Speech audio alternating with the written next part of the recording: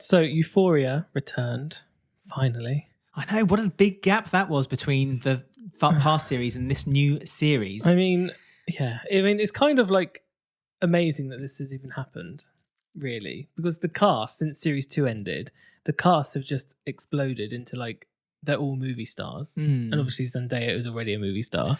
Can I just note, I love Zendaya. Yeah. She's my if I was a straight man crush, and I don't know if I've ever announced this. What about out Tom loud Holland? Before. If I was a straight man crush, why would Tom Holland be my? No, if I was a straight man crush, because they're together, so you could, Tom Holland. Tom Holland and Zendaya are together. I mean, I'm open to negotiations. I'd do a Tom Holland, Zendaya, Alex thruple. Why not? I'll be up for that. But Zendaya is just delightful. I love her. She's beautiful. And honestly, this is like most, like if gay men go, oh, if I was gay, I'd do that. If I was a straight man, I would. She'd be on your list. And I had a chance. I worked in and amongst Hollywood legends like Zendaya. Then 100%. Oh, she likes an English boy. Delicious. So, yeah. I mean, it's Come amazing. for me, Zendaya. That's why it's taken so long to make this series, because it's just been a big mess. In what regard? What, as in they weren't able to get people together, or well, they're also the writing, busy. the script? All of it is just a mess. Well, was there problems with like the script and stuff then?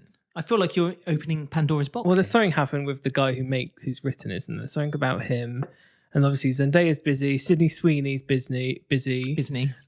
Jacob Elordi's really busy. We've had some actors have died since the Angus last Cloud series. passed away a few years ago. Although for canon on the series, he's now he's still in prison. alive in prison. So that's odd though. They kept the character alive. I know. It's really weird that they've gotten rid of other characters who could easily come back. Yes, Cat has left. But they've kept that character in the background alive off screen. I wonder if they've recast him. No, I don't think so. Okay. I think it's just, I don't really know why they've done it. I don't know. Very odd. There was just one line when Rue was like, and he's in jail for 30 years. I was like, okay. Thank you. That's that. Wrap that up in a nice bow. And obviously Eric Dane passed away recently, but he filmed some episodes of this as well. So he's yet to appear. And obviously Barbie Ferreira she dropped from the show because she didn't like what the writer was doing with her character in series 2. So she's left the project. So it's very messy, and it's like, but here's series 3, like 10 years later, and there's been a time jump. Lots of people are saying the vibe feels different on this show. Obviously, Labyrinth did the soundtrack for series 1 and series 2. Did he know? Yes, that is what's missing.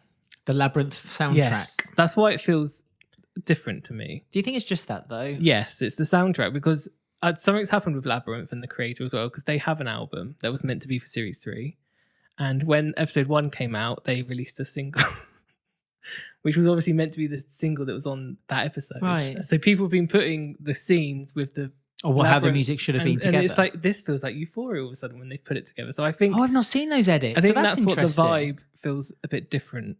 So it's a bit like Charlie XCX's Wuthering Heights album. It should have been a Labyrinth album associated with it. They do on every series. Series 1 and 2, they did it for Euphoria. For me, I don't think it's just the music. I feel like the whole plot devices feel different. I mean, it felt like it made sense being high school children. Now they're adults and they're living in the adult world. It feels like they're just it's not such a unique story anymore. And they're kind of just they're not scattered together, about. So so there's not like kind of like a group dynamic where it's I don't want a show called Girls. You remember the show called Girls? That's Lena having Dunham? a resurgence right now because she's just released a memoir. With good old Lena, but she's like the voice of the generation. She was, but if you remember rightly, in the first couple of series, it was very much a group. What was it, like a collaborative series where they would do individual bits together, but ultimately they kind of got together and it was about them living together in New York. And then by the final series, they split them all up. And so the final series didn't quite seem to have the same feel to it. And it feels a bit like that with Euphoria. It feels like they've split everyone up. And I guess they're going to ultimately, I mean, we've only seen episode 1. So this is me kind of just throwing things at the wall here, but I'm guessing they're going to put them back together somewhere. There's a talk that Sydney's having the wedding, not Sydney, that's the actress. Casey's having the wedding. Cassie, and with Nate, and so clearly weddings bring people together, so that feels like there's going to be one. I feel that's the finale. There's one big epic. I don't know. end. I think they're all, because they're such all busy in different things. I think they filmed this like when you're free, you're filming your bits. When you're free, you're filming it. I don't know if they are going to come together fully. I don't know. I mean, I'd rather that they had them separate than have them film scenes in front of a green screen and make it out that they were together, i.e. a Mariah Carey Christmas movie. People, Do you know what I mean? People were questioning if the Nate and Cassie ones were filmed separately in the bedroom, but I don't think they were. But like, I don't know. The whole vibe feels a bit off, but it's only one episode so far and it's focused mainly on Rue. But like, I think, yeah, just them not being at school it's not the same. It's a different show. It doesn't have the same show. dynamic. Yeah, it's just not the same It doesn't dynamic. have that edge to it. I mean, I don't know. Some people are saying it's because Rue, the character Rue, is sober at the moment, so like that's why it's quite normal colours and quite true. But how many times can they stuff. have her kind of coming off and on the wagon until it becomes a bit like just a. Because this is it. It's like it was unique because it was a school child, a 17-year-old who was addicted to drugs, got themselves in a load of trouble over it, and obviously it was about shenanigans at the high school as well in the original series. I think another problem is, and this seems to be very much the landscape of television now, is that as we said in the next show we're going to watch, they had released 3 on Apple TV. They've released 3 episodes. On Channel 4, they'd released the whole series. I'm not suggesting they released the whole series all in one go on HBO Max, but I do think that they might have been good to maybe put 2 episodes out. Yeah, especially when episode 1 was such like a reset. And it's so different. Maybe it would have helped. Because we'll talk about Margot's got money problems very soon, but like after the first episode of that, I was quite happy to be like, ooh, I don't know. By episode 2, I was like, I'm sold. I'm watching this, and I think with television, as we now they drop things in one go. I'm not a fan of TV shows being dropped in one go because I think it just kind of loses its water cooler interest with an audience, and it loses kind of the hype it could get behind it. But I am a fan of the idea of maybe putting the first, because I don't think TV shows have that hook on episode 1 anymore, despite them being shorter series. So you think that the hook would be like in the first 10 minutes. I think that they're very much more drawn out. So I think they should have brought out 2 episodes of Euphoria. I think HBO should have had a Euphoria night or something. Because Jules didn't even appear in episode 1. She's like a main character. Yes, we know she's in it. We know she's coming. Yeah. And it's just...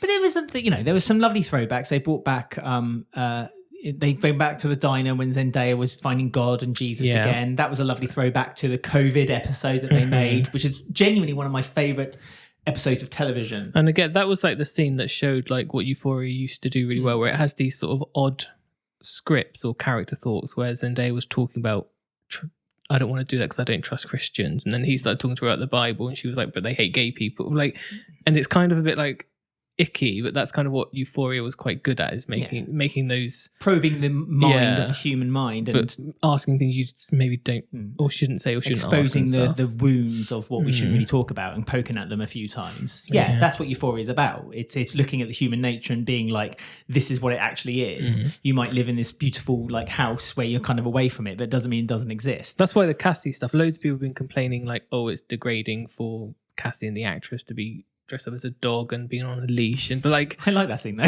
That's the thing. Like that's the thing with Euphoria. It's that cracked me up. It's meant to be a little bit shocking, and you're meant to feel a bit sort of uncomfortable about what these characters are doing. That's why they were such interesting characters in series 1 and 2, because they did do mad, insane things. And there's like really good scenes in series 2 when Cassie's in the bathroom and she's dressed up as a country girl, and they sort of look at her. They're like, you do know you're going mad, don't you? And she's like, yes, but no, I'm not. It's like those bits are like really good, but I don't know if those. But did you like this? Did you like the interactions between Cassie and Nate when like their relationship, which you can clearly tell it was a high school romance. It's now incredibly strained. Well, it's weird that they're still together. Well, Nate's fighting to keep them together. So clearly Nate's the one who's fighting to keep them together, almost to keep up appearances for his business, because he's now running his dad's building business. I feel like there's a dark turn happening with that soon. Like there's going to be some illegal activity. Like he's going to make a deal with a mob boss or something in order to open this. Yeah, that's what links them to Rue. Yeah, that's where I think the links are going to come in. But it's clear that Nate's desperately trying to keep the relationship together.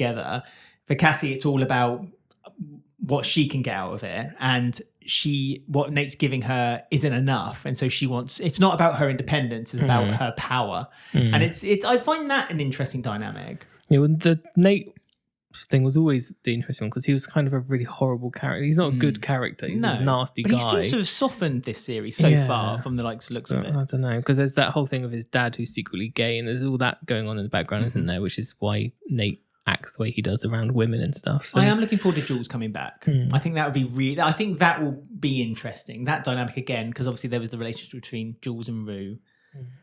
I just want it to look cool. Like it doesn't have that style to the first two series had, like the purples, the glitters, the makeup, the hair. Like it had this Euphoria had this look, and this one is all sunny and American. It's quite orange, yeah, for lack of a better. And that's what I mean. In the very different. tonally, in the cinematic it's term, it's quite orange. It's not the same tone, but I'm assuming that's purposeful.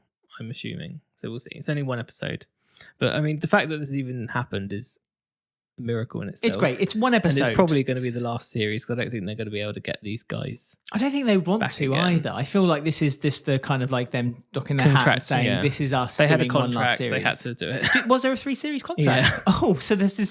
Wow. That's okay. why that's HBO really pulling their strings. Is really, it's really odd, and like a lot of them aren't promoting it to say the show's out and stuff. And I don't know. There's loads of things going on back behind the scenes. But again, I don't know how much they've stuck to the series, the original series, stuck to the original series, the Israeli series, because it's only had one series, yeah. So it's based on an Israel TV series, and they're making 3 series out. So clearly they've gone off page, as in what originally they had done. Mm-hmm.